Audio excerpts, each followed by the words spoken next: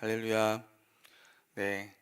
여러분들, 우리 종교 개혁 시대 가운데 아주 유명한 말이 있습니다. 솔라 스크립투라. 이제는 좀 많이 들어보셨죠? 익숙하실 것입니다. 오직 성경이라는 의미를 가지고 있습니다. 이 라틴어예요. 솔라 스크립투라. 종교 개혁 시대에 종교 개혁 시대의 5가지 신앙 혹은 5가지 정신, 이렇게 이야기를 합니다. 그 가운데 솔라 스크립투라는 첫 번째에 해당을 합니다. 5가지의 그런 신앙의 그 결단들이 있었어요. 정신들이 있었습니다. 소개를 좀 해드리려고 해요. 하나는 솔라 스크립투라, 오직 성경입니다. 이 말은 오직 성경만이 우리 신앙의 궁극적인 권위가 된다라는 거예요. 우리가 다른 사람의 말을 진리로 받아들이지 않습니다. 왜냐하면 그건 사람의 말이기 때문이에요. 하지만 하나님의 말씀이신 성경은, 하나님의 말씀만이 우리의 가장 최고의 권위, 가장 근거가 되는 원천이다라고 하는 그러한 의미를 가지고 있습니다. 솔라 크리스토스라는 말이 있습니다. 우리 오직 그리스도라는 말이에요.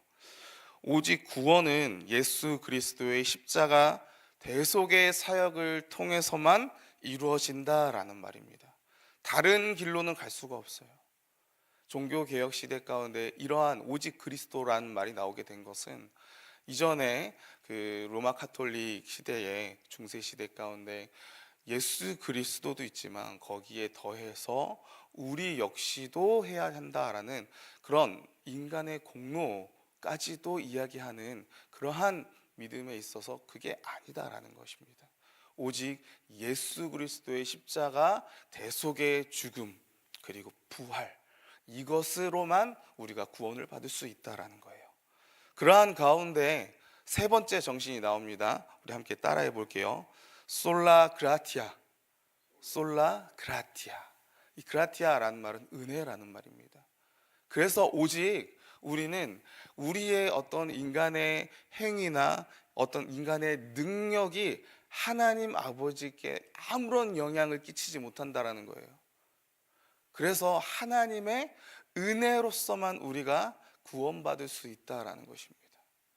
이게 바로 오직 은혜, 솔라 그라티아라는 거예요.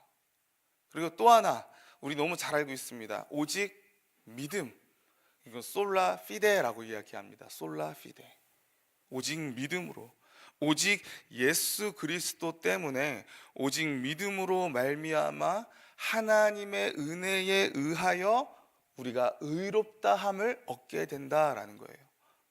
여러분들, 이거를 누가 주장을 했습니까?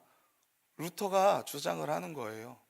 로마서 말씀을 보고 그 가운데 오직 우리가 믿음으로만 우리가 하나님 앞에 의롭다 칭함을 받는 것이구나 라는 것을 그때 다시 한번 깨닫게 되는 것입니다.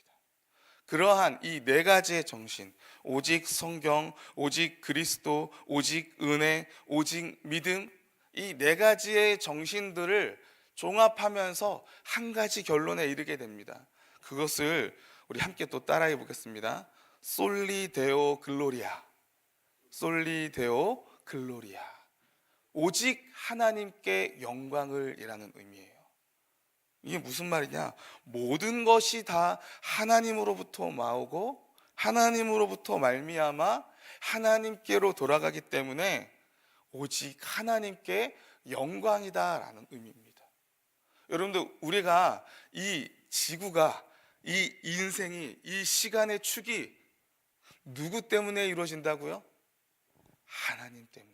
이 모든 것이 다 하나님의 영광을 드러내기 위함임을, 하나님께 영광이 올려지기 위함임을 이야기하고 있습니다. 그러기에 여러분들, 우리가 이 솔라 스크립투라, 솔라 크리스토스, 솔라 그라티아, 솔라 피데, 솔리 데오 글로리아, 이 5가지를 우리가 받아들이고 이해하면서 우리 가운데 나오는 모습은 무엇이겠습니까? 찬양밖에 없어요. 기쁨밖에 없습니다. 그래서 우리가 드리는 이 예배는요, 사실상 주님 앞에 드리는 화목제입니다. 동의하십니까? 화목제예요, 화목제. 주님, 나를 구원하심에 감사합니다. 주님께 영광 올려드립니다. 주님의 말씀을 사모합니다. 주님, 나의 찬양을, 나의 찬송을 받아주시옵소서. 이게 오늘날 우리가 드리는 예배의 가장 기본적이고 가장 본질적인 모습입니다. 이렇게 나오게 됐을 때 우리 그리스도인들은 이런 정신들이 나오게 될 수 있도록 했던 가장 큰 근본적인 원인은 뭐냐? 바로 솔라 스크립투라, 오직 성경이다라는 이 모토로부터 나오게 된 것입니다. 그래서 여러분들, 우리는요, 특별히 우리 침례 교인들은요, 이때에 우리가 나왔습니다. 물론 초대교회 때부터 교회가 이어져 왔었지만, 또 그때 당시에도 하나님 말씀만 보면서 살았지만, 우리 침례 교인이 침례교회라고 하는 이러한 공식적인 문서로서 다시 일어나게 된 것은요, 이 종교개혁 때입니다.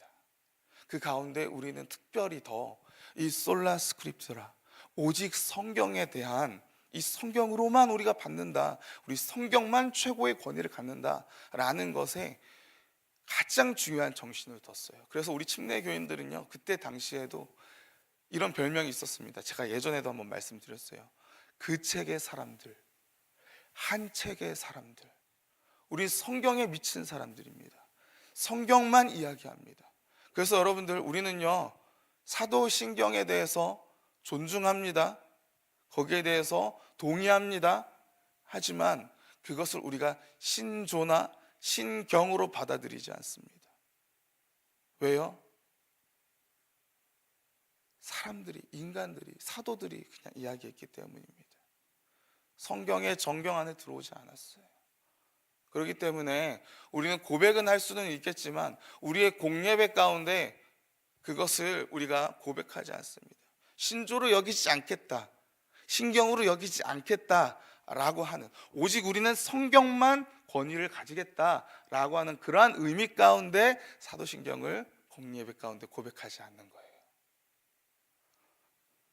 그래서 우리 침례교인들은요, 더 그 가운데 이 오직 성경이다라는 이러한 말을 가지고 있습니다. 그래서 우리 그리스도인들의 모든 생각과 모든 가치관과 또 말과 행동은요, 다 어디에서 나와야 돼요? 성경에서 나와야 됩니다. 성경이 근거가 돼야 되고요, 성경이 뒷받침해야 됩니다.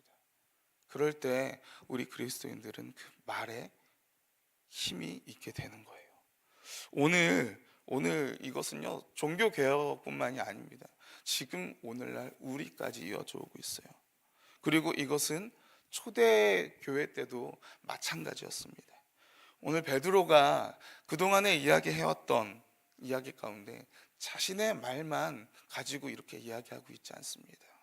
곳곳에 구약 성경에 대한 말씀들을 끌어가 가지고 옵니다. 또 우리 어제도 배웠지만 예수님께서 악으로 갚지 말고 도리어 복을 빌라라고 이야기하는 것, 예수님이 누구를 사랑하라고 하셨어요? 원수를 사랑해라 라고 하신 그 말씀을 베드로가 기억하고 사용하는 것이죠. 다 인용하고 있는 것입니다. 오늘 그래서 이 오직 성경, 오직 말씀을 가지고 말하는 이 베드로의 모습을 보면서 우리가 말씀의 사람들이라는 제목으로 함께 은혜를 나누겠습니다. 베드로는 이 세상 사람들, 세상 가운데 이방인들로 하여금 하나님께 영광을 돌리기 위해서 먼저 우리 교회가 이 세상이 이뤄내지 못하는 이 사회, 이 공동체를 우리가 먼저 이뤄내야 된다라고 이러한 의미 가운데 이야기했습니다. 그래서 다른 사회의 모습, 세상과는 구별되는 공동체의 모습을 보여줘라 라고 이야기하면서 저희가 두 가지 나눴습니다. 첫 번째는 다 같이 우리가 한 마음이 되는 거예요. 마음을 다 같이 해라 라고 이렇게 이야기했습니다. 이것은 어떤 공동체 집단 가운데 단결력을 의미하는 것일 수도 있겠지만 그것만을 말하는 게 아니다 라고 이야기했습니다. 예수 그리스도를 믿음으로, 구세주로, 나의 하나님으로, 나의 주인으로 정확하게 동의하고 정확하게 믿고, 그 가운데 내가 바로 하나님의 자녀임을, 내가 한 사람의 예수로 거듭남을, 이러한 사람들이 모인 곳이 바로 교회임을, 나를 알고 하나님을 알고 내가 나아가야 될 방향과 목적과 의미를 분명하게 아는, 제가 이거를 사도적 가르침 위에 그 터를 세운 교회다라고 이렇게 이야기를 했습니다. 분명한 목적, 분명한 정체성을 알고 가는 이 한 마음, 다 같이 가는 것이라고 이야기를 했어요. 그 가운데 우리가 긍휼도 베푸는 거예요. 그 가운데 우리가 사랑도 하는 것입니다. 그런데 이 사랑에 대해서 오늘 이 가운데 또 다른 의미로 이야기했습니다. 감정적으로만 더 좋아한다는 것으로만 우리가 사랑을 표현하지 않는다라고 이야기했습니다. 주님께서 말씀하신 원수를 사랑하라 라고 하는 그 의미는 악을 악으로 갚지 말고 도리어 그를 향해서 복을 빌라라고 했던 어떤 그 복을 비는 행동, 올바른 행동으로 비춰졌어요. 그리고 이 올바른 행동의 의미는 뭐냐? 복을 빈다라는 것입니다. 이 복을 빈다라는 것, 그리스도인에게 있어서 복을 비는 건 하나님의 은총이 그에게 내려지기를 기도합니다라고 하는 이러한 마음입니다. 구원받기를 원한다라고 하는 마음이에요. 그러한 가운데 그러면 알 수 있습니다. 악을 악으로 되갚는 것이 아니라 악을 끊어내고 무엇을 함으로써요? 복을 비름으로써 하나님께서 그 상대방을 원수지만 구원해 주시기를 바라는 마음으로써 복수하지 않고, 그게 바로 사랑의 모습이다라고 이렇게 이야기했습니다. 이거 세상이 하지 못한다라고 이야기했어요. 그러한 가운데 베드로가 이야기했습니다. 이를 위해서 너희가 부르심을 받았다라고 이야기합니다. 그 부르심이라고 이야기했을 땐 우리의 사명도 있지만 또 동시에 그렇게 살아감으로 말미암아 예수님께서 사셨던 그 십자가의 길, 그 자기를 위한 것이 아니었지만 원수와 같은 우리를 위해서 예수님께서 대신 십자가를 지신 그 삶, 그 삶을 우리가 살아가게끔 만들기 위해서 부르셨다라는 거예요. 그리고 이렇게 이야기합니다. 이는 복을 이어받게 하려 함이라. 그러면서 오늘 본문에 이렇게 이야기하고 있어요. 우리 10절부터 12절 말씀 다시 한번 함께 읽겠습니다. 시작. 그러므로 생명을 사랑하고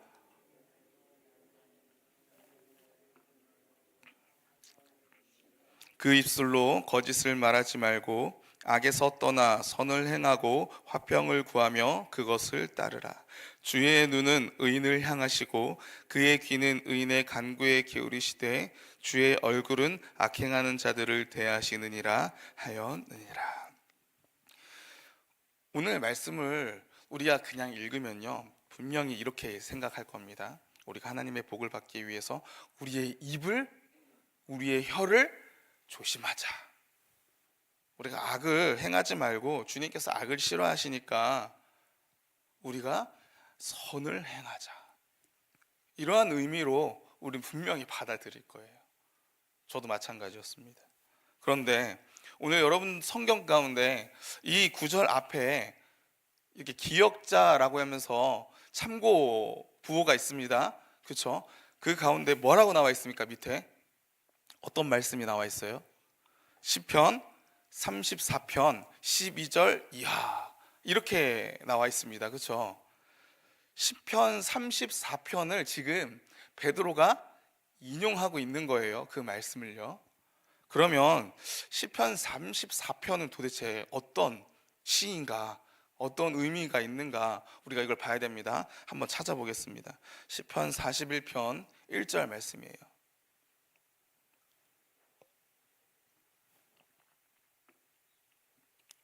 시편 34편 1절 말씀.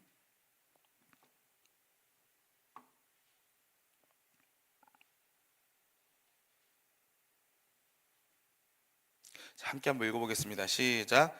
다윗이 아비멜렉 앞에서 미친 채 하다가 쫓겨나서 지은 시. 내가 여호와를 항상 송축하며 내 입술로 항상 주를 찬양하리이다.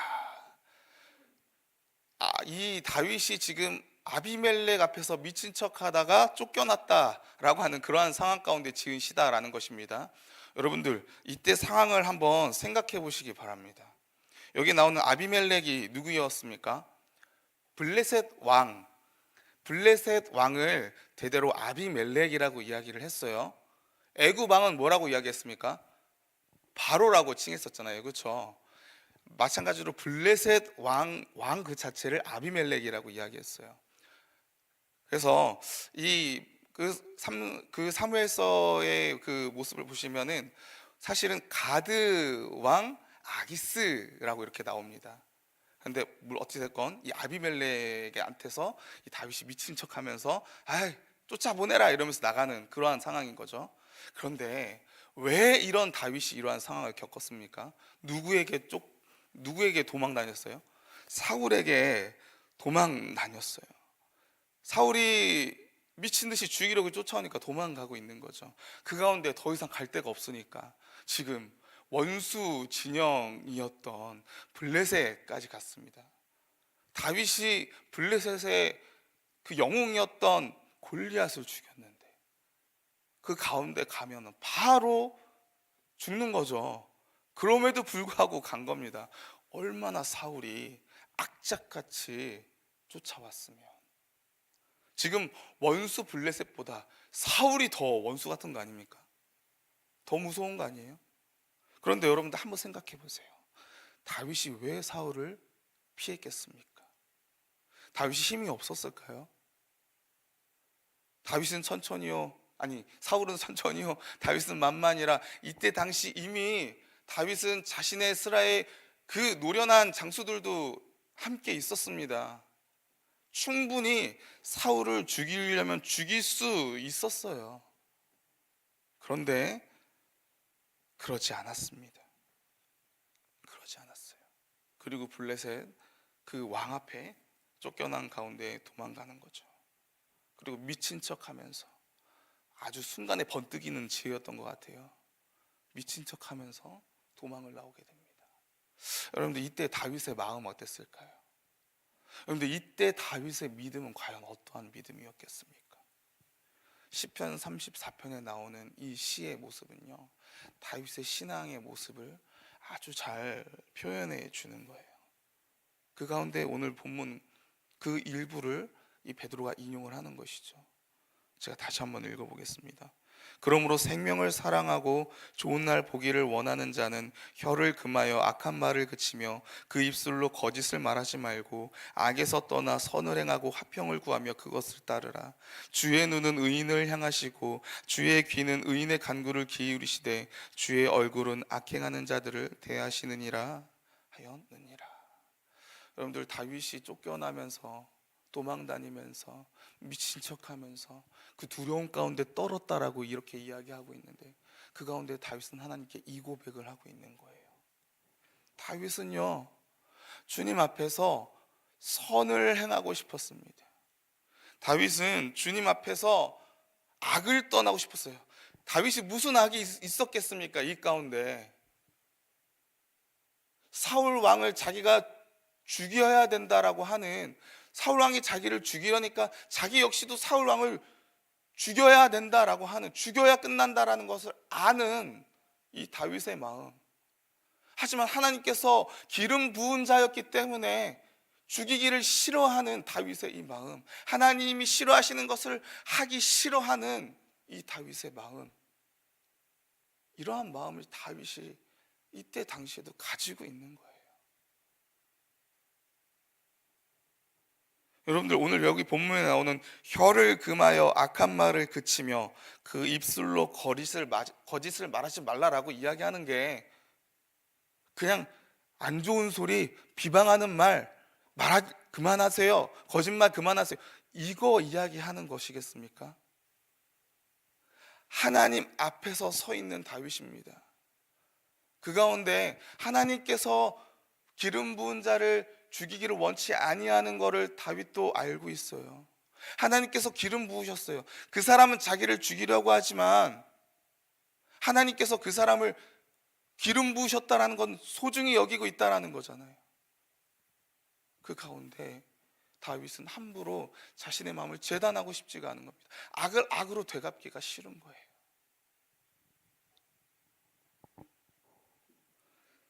자신을 해한 자에게 해를 끼치지 않는다고 하여도 마음 가운데는 그가 충분히 해를 받았으면 좋겠다라는 마음을 가질 수 있습니다.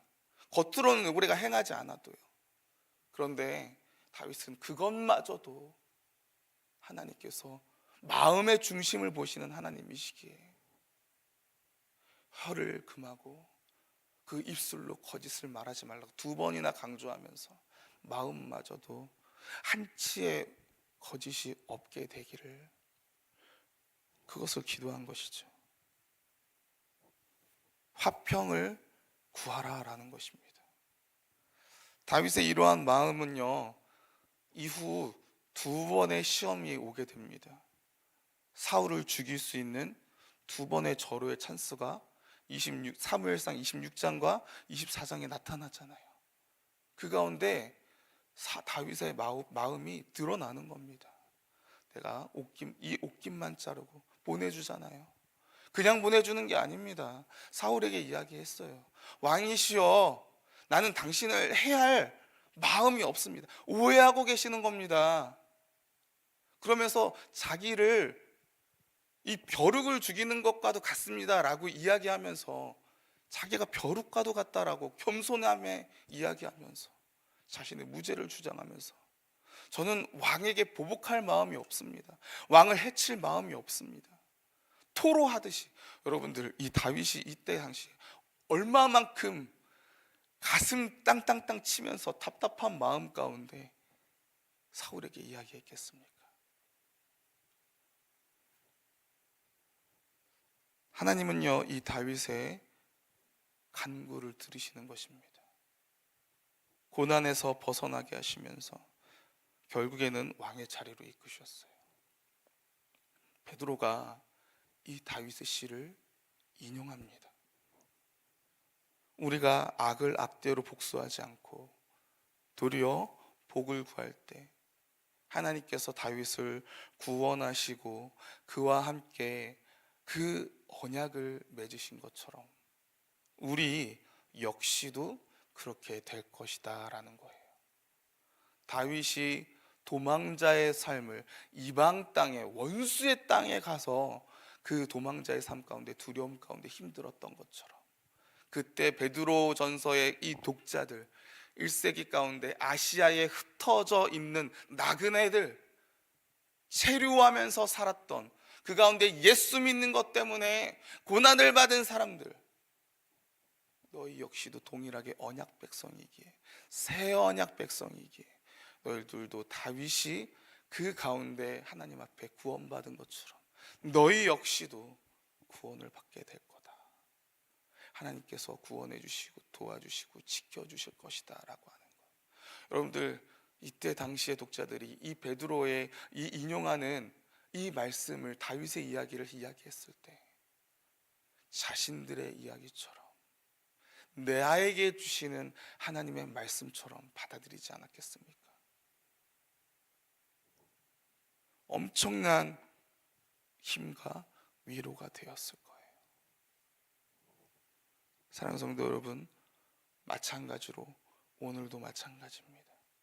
지금 이 베드로가 독자들에게 이야기했던 것처럼 오늘 이 완성되어 있는 하나님의 말씀이 오늘 우리 가운데 동일하게 말씀해 주고 계십니다.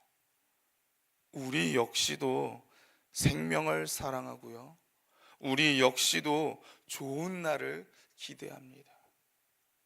예수 그리스도께서 다시 재림하실 그 마지막 날을요, 단순히 고난이 그치는 날이 아니라 내 현재 어려움이 그치는 것보다 더 궁극적으로 주님께서 오실 그날을 우리가 두 눈으로 보기를 원하고 있습니다.